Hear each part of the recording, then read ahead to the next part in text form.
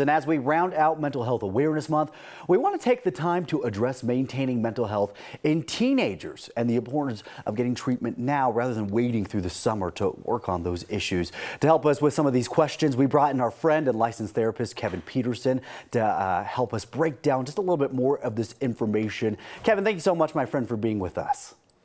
Oh, thanks for having me, Jordan. It's always a pleasure.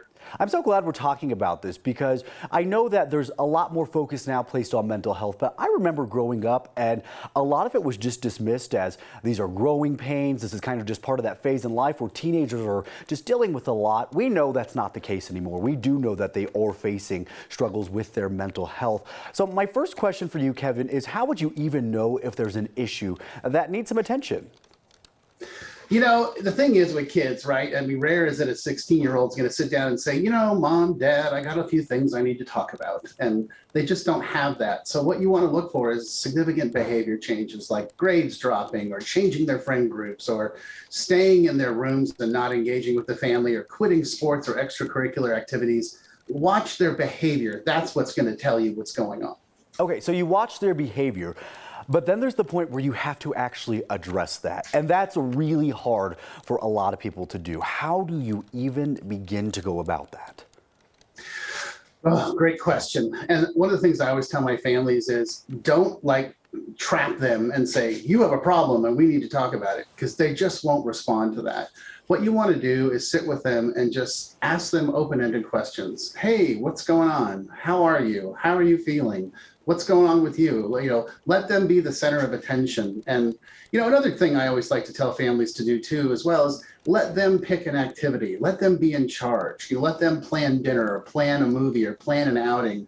Get them engaged in the family process. You know, Kevin, one thing I always say about mental health when you're talking about it with anybody, but especially when you're talking about with teenagers, is being authentic. I feel like people can tell when you're being fake, when you're coming up with a story to try to kind of make them feel a little bit more comfortable. They can read right through all of that, right? And so I feel like a key for parents or anybody that might be in this position is you have to genuinely talk about this. You know, that is the absolute key to this whole situation, is sitting them down and saying, look, you're my son or my daughter, and I love you. And I don't care what's going on. I love you no matter what. I accept you no matter what. You know, I am on your team 100% across the board. I'm here for you. And help them understand that you're being authentic and loving and caring, and that you're being super genuine and not coming at them from like, you're doing something wrong. You know, I'm scared about your behavior. You want to come at them from a position of love and compassion and empathy. And that's great for parents to hear too, because on their side of things, they might be afraid to approach it with their teen because they don't want to feel like they're coming down too hard on their child. But they have to also understand you care because you love them. That's a really big part of this. So I want to ask, if you think your teenager or maybe somebody else is struggling, is there really a threshold on when you can get help? You know, it's never too soon. You know, I think the sooner the better. I think it's always an important thing to be clear and concise with the kids and say, hey, you know, I want to offer you some situations for help. I'm here for you.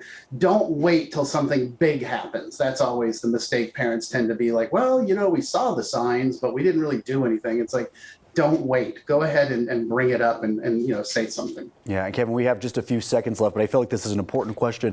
People are going to be listening to this, or maybe they've already been in discussion, and they're trying to find help for their teens at this time. They want to get them into therapy. That's not really easy to do right now. A lot of people saying they're being put on wait lists to get in. What would you suggest to them as far as resources go? You know, I always believe in looking in Psychology Today, their website, and I also believe the community mental health centers. And then Colorado has a great program called I Matter, which is a free counseling program for kids. The thing with kids, and this is really critical, is look for non-traditional therapy methods like art therapy, equine therapy, animal-assisted therapy, sand tray therapy, play therapy. They respond to those better than just sitting in a room and talking to an adult. Absolutely. That is great advice. And by the way, anybody that's listening to all these resources, we're going to have that for you on our website, 9news.com, for you to go back and review. Kevin, my friend, as always, we so appreciate you being on to help us out. Thank you very much. Oh, it's my pleasure. Thanks for having me.